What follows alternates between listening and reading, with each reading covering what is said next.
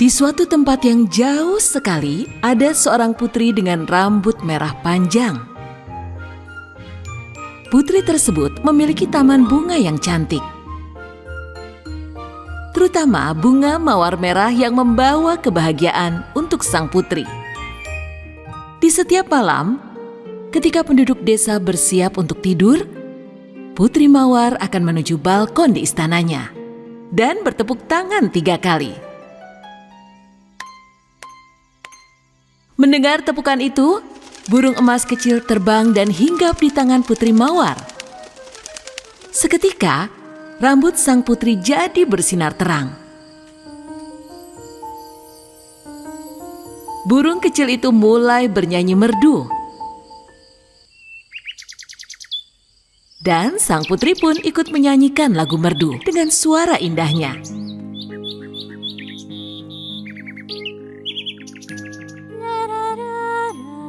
Setiap orang yang mendengar lagu merdu dari sang putri akan pelan-pelan memejamkan matanya dan langsung tertidur.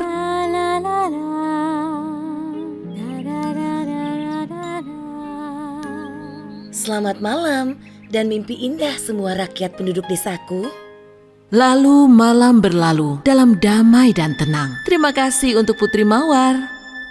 Suatu hari, seorang penyihir dengan topi kerucutnya merasa kesal dan mendatangi istana sang Putri Mawar dengan sapu terbangnya.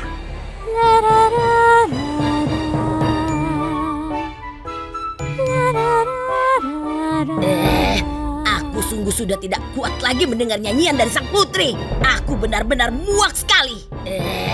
Penyihir yang marah memutuskan untuk memberi mantra jahat kepada sang putri.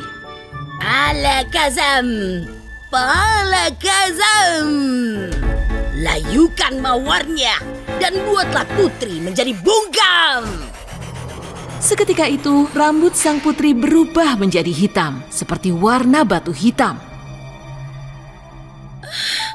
Ada apa dengan rambutku? Semua berubah hitam. Sudah waktunya tidur lagi. Sang putri dengan rambut hitamnya keluar menuju balkon untuk menyanyikan lagu buayan pada rakyatnya. Dia bertepuk tangan sebanyak 3 kali. Burung emas kecil itu terbang lagi dan hinggap di tangan sang Putri Mawar. Rambut hitamnya pun bersinar. Walaupun dia masih heran dengan apa yang terjadi pada rambut merahnya, dia tetap mulai bernyanyi lagu buayan.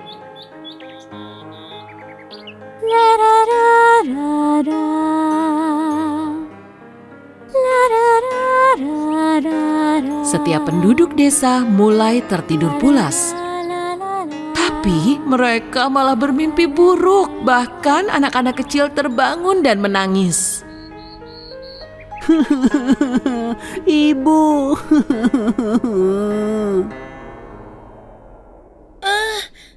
Aku bermimpi buruk sekali. Aku tidak akan tidur pada malam hari. Mimpiku sungguh mengerikan. Begitu juga aku. Pada keesokan malam harinya, sang Putri Mawar yang mengetahui hal tersebut bahwa rakyatnya malah bermimpi buruk, kembali mendatangi balkon dan memanggil burung emas kecilnya. Wahai burung kecil, rakyatku terganggu dengan mimpi buruknya. Bantulah aku mengembalikan mimpi indahnya sebelum datang pagi. Mawar membuat rambutmu tersenyum. Mawar membuat rambutmu tersenyum. Mawar membuat rambutku tersenyum. Mendengar nasihat dari burung tersebut, sang putri mengisi bak mandi besarnya dengan air. Lalu ia menaruh seember penuh daun warna merah. Airnya berubah menjadi warna merah. Sang putri merendam rambutnya ke dalam air. Rambutnya berubah jadi warna merah dalam seketika. Mawar membuat rambutku tersenyum kembali. Burung itu mengatakan hal yang benar. Hore! Malam harinya, ketika sang putri menyanyikan lagu buayan, semua penduduk desa tertidur tenang dan bermimpi indah dengan suara indahnya. Menyadari bahwa mantra jahat pada sang putri telah terpatahkan, penyihir yang sedang marah itu sangat kesal dan mengutuknya lagi. Alakazam! Balakazam! Layukan semua mawarnya dan bungkamlah Putri Mawar! Lalu layulah semua bunga mawar yang ada di desa itu. Lalu ia melarikan diri.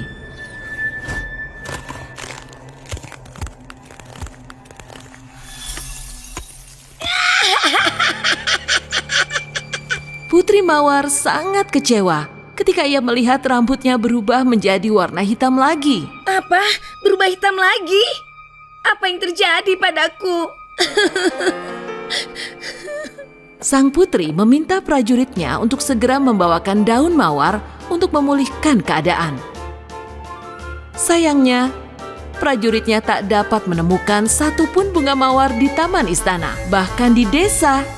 Aku harus bagaimana sekarang, burung kecil? Katakanlah. Hah? Mawar membuat rambutmu tersenyum. Tapi tak ada satupun mawar yang hidup di desa ini. Tunggu, jangan pergi. Putri Mawar sungguh sedih, lalu ia menangis kencang. Air matanya terjatuh ke tanah. Pada saat itu, seorang pria muda yang tampan sedang melintas di taman istana. Seraya melihat air mata yang terjatuh ke tanah. Lalu, ia mengambil kotak dari sakunya, dan di dalamnya terdapat sehelai rambut merah. Lalu meletakkan rambut merah itu pada air mata yang terjatuh di tanah. Sehelai rambut merah itu menjadi bunga mawar yang bersinar dalam sekejap. Pria tampan itu mengambil mawar dan mendatangi sang putri. Sang putri yang sedang bersedih berdiri di samping bak yang penuh dengan air. Ia sangat senang sekali ketika melihat pria tampan itu masuk. Kau, aku ingat kau. Ya, aku adalah teman kecilmu. Bunga ini untukmu. Ayo terimalah, Putri Mawarku. Sang putri sangat senang sekali ketika ia melihat bunga mawar yang dibawa dari teman kecilnya. Segeralah ia menaruh bunga mawar itu ke dalam bak mandi. Ia merendamkan rambutnya ke dalam air. Dan akhirnya kutukan penyihir itu terpatahkan lagi. Rambut hitamnya berubah menjadi merah lagi. Melihat kebahagiaan putrinya, sang raja sangat heran. Hai pria muda, katakan padaku, bagaimana bisa kau menemukan mawar ini di saat tidak ada satupun mawar yang tersisa di desa ini? Mawar ini terbentuk karena air mata dari putri raja dari sehelai rambut merah yang aku simpan saat aku masih kecil dulu. Tuanku yang mulia raja, tuanku yang terhormat. Betul, Ayah. Lihat, aku juga menyimpan helaian rambutnya dalam kotak ini sejak lama. Sang raja sangat takjub dengan kesetiaan putrinya dan pria muda itu. Dengan begitu, sang putri mawar dan pria tampan teman kecilnya menikah keesokan harinya. Menyadari kutukan telah terpatahkan oleh kekuatan cinta, si penyihir menyadari dia tak akan pernah bisa mengutuknya lagi. Lalu ia melarikan diri terbang ke suatu tempat yang sangat jauh sekali.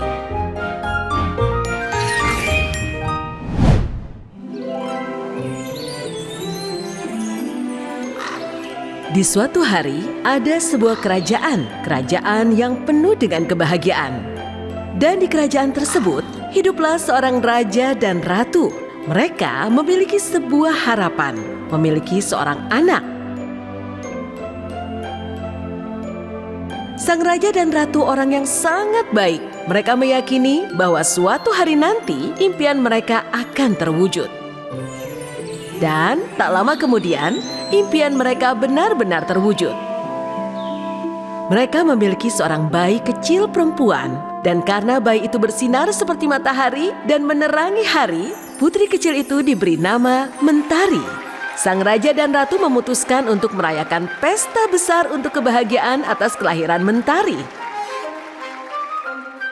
Semua rakyat diundang, termasuk para peri yang hidup di hutan misteri. Tetapi sang raja dan ratu membuat kesalahan besar. Mereka lupa untuk mengundang salah satu peri. Semua raja dan ratu dari seluruh kalangan tetangga istana kerajaan memberikan hadiah dan doa kepada mentari.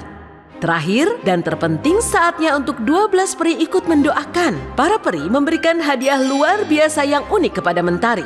Dengan tongkat ajaibnya, mereka memberikan mentari apapun yang ia butuhkan di dunia ini.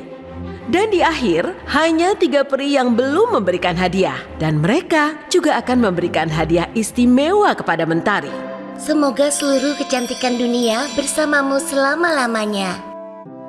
Putri kecil, hadiahku adalah kebahagiaan yang abadi. Semoga kau tidak akan pernah sedih dan selalu bahagia selamanya.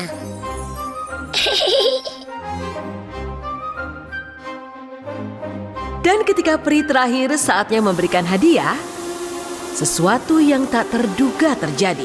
Seluruh ruangan istana tiba-tiba tertutup asap berwarna hijau.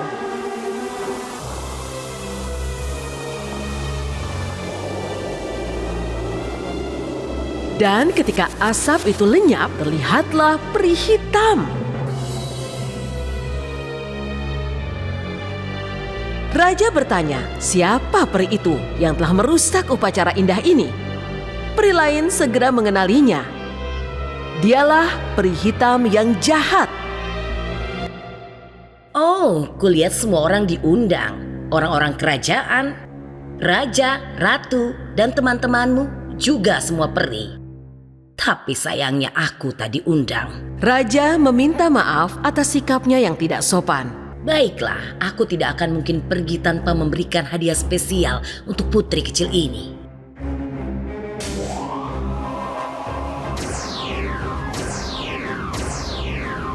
Putri yang paling cantik ini akan tumbuh dikelilingi kebahagiaan, cinta, dan kekaguman. Tapi pada ulang tahunnya yang ke-16, tepat sebelum matahari terbenam, jarinya akan tertusuk jarum dan ia akan meninggal selama-lamanya. Usir monster itu, teriak raja. Tapi peri hitam menghilang sambil tertawa jahat.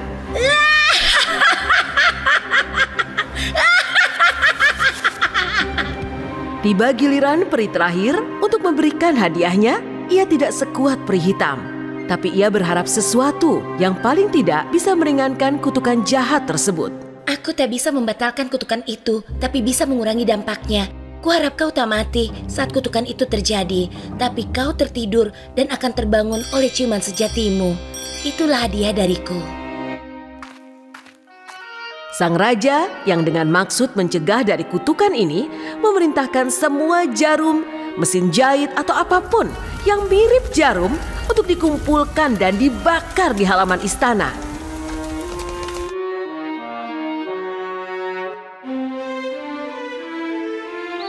Dengan hadiah dari para peri, Putri Mentari tumbuh menjadi anak cantik yang baik hati dan dicintai semua orang.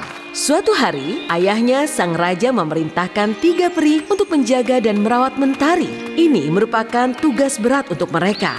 Karena Mentari tidak boleh berhubungan dengan siapapun kecuali 3 peri tersebut.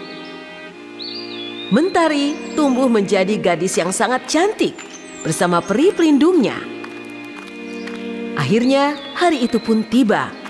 Hari ulang tahun ke-16, Putri Mentari hanya tinggal menunggu sampai matahari terbenam sebelum kutukan peri hitam itu terjadi. Raja dan ratu melakukan apapun untuk bisa mencegah kutukan itu terjadi. Tapi mereka masih khawatir bahwa itu akan terjadi. Mereka mengurung Putri Mentari di sebuah kamar demi melindunginya. Tapi ia tak suka dikurung di kamar karena ia tak tahu apa yang sedang terjadi. Tiba-tiba, sebuah pintu muncul di dinding.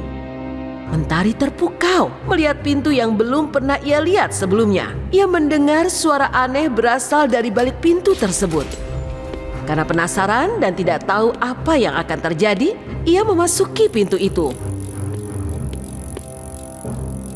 Dalam kamar yang ia masuki, ada seorang perempuan sedang menjahit sambil membelakangi pintu. dan Mentari berjalan seperti terhipnotis ke arah mesin jahit. Tepat ketika matahari terbenam, kutukan peri hitam terjadi dan Mentari meraih jarum. Dan pada saat itu terjadilah hanya dengan satu sentuhan jarum ia terjatuh dan tertidur dalam keabadian.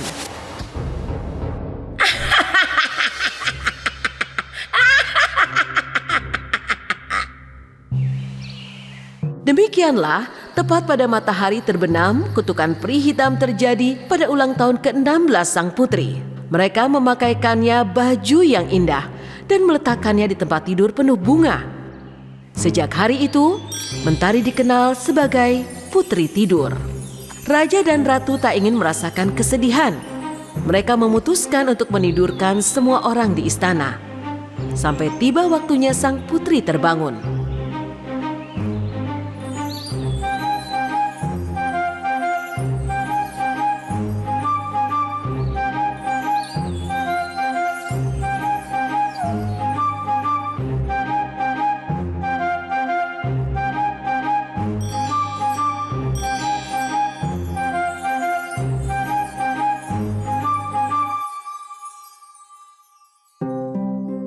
Seratus tahun telah berlalu. Suatu hari, seorang pangeran tampan sedang melintas dan ia melihat sebuah istana yang tertutup semak berduri dan akar merambat. Prajuritnya menceritakan kisah tentang istana dan putri tidur. Pangeran sangat tertarik, lalu ia memutuskan untuk pergi ke dalam istana. Semaknya begitu tebal dan duri-durinya hampir membuat mustahil untuk dilalui. Ia menggunakan pedangnya dan mulai membuka jalan dengan memotong semak yang dilewatinya.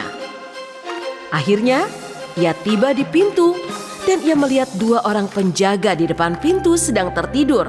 Ia membuka pintu itu dan terkejut dengan apa yang ia lihat. Ada banyak orang di lantai. Sejauh ia memandang, pangeran mulai berkeliling istana. Dan ia tiba di ruangan raja. Raja dan ratu juga tertidur di singgasananya. Lalu, ia melihat sebuah ruangan dengan pintu setengah terbuka. Ia pun masuk. Inilah ruangan di mana Putri Mentari tertidur. Di tempat tidur beralaskan bunga, pangeran mendekati tempat tidur dan mendekat ke telinga Mentari. Jadi kau putri tidur yang terkenal itu. Kau sangat cantik. Bisik sang pangeran. Dengan penuh cinta, ia mencium dahi Putri Mentari. Seketika, sang putri membuka matanya dan ia melihat seorang pangeran tampan sedang memandanginya. Dengan terbangunnya sang putri, semua orang di istana juga terbangun dari tidurnya selama ribuan tahun. Raja dan ratu sangat terkejut. Mereka terbangun dan berlari ke ruangan sang putri untuk melihat apa yang terjadi. Dan ketika melihat putri mereka terbangun, mereka sangat senang dan bahagia. Pangeran melamar sang putri untuk menikah dengannya. Sang putri tersenyum ke arahnya dan menerima lamarannya. Sang raja tentunya memberikan restu pada pangeran yang telah menyelamatkan putrinya dan kerajaannya. Mereka mengadakan upacara yang paling indah yang pernah ada. Dan mereka hidup bahagia selama-lamanya. Adi se baba